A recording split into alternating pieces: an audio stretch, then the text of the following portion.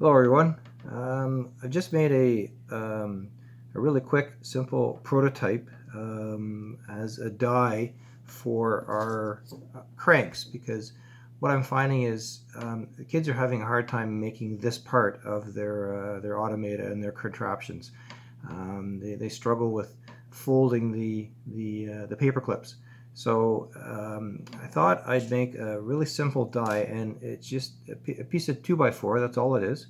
And what I've done on grid paper, I've drawn the shape that I want, and this is just 1 centimeter grid paper. I've drawn the shape, and I've put pencil dots on the corners where the bends are going to go, and poked the paper and the 2x4 with a nail, and then took the grid paper off and drilled holes straight through. I don't know if you can see that. I'm trying to get this as close as I possibly can.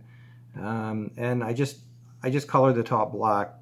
I thought it might be easier to be able to see the silver pieces of the nail and the paper clip. So basically, we start with 2 nails, one at each end.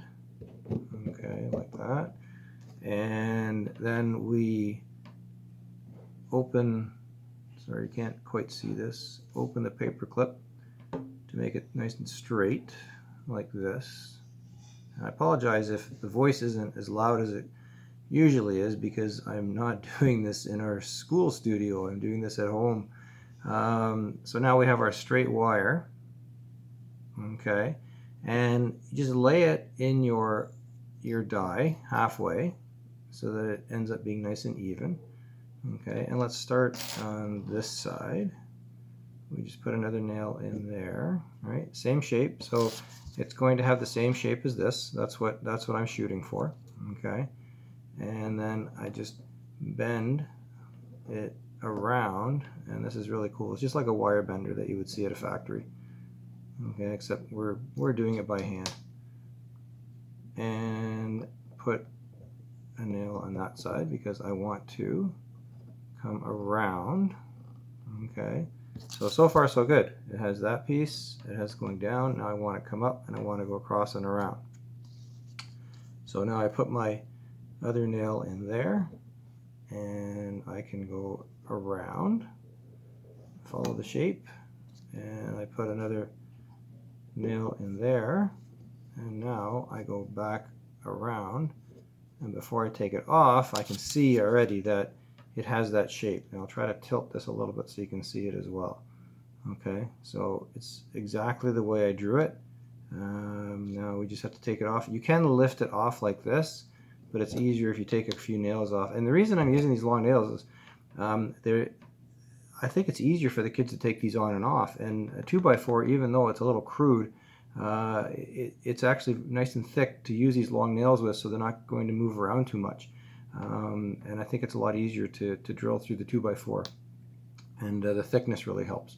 So let's take one more out, and there it is. Okay, and the nice thing is it has an even straight line right through, so when you connect it, it'll have a balanced spin.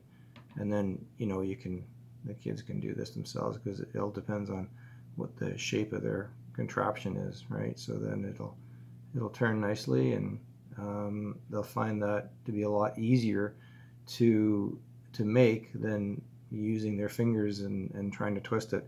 So it's a very inexpensive die, and this is if you don't have a 3D printer or access to a machine shop that you can make a nice die out of metal.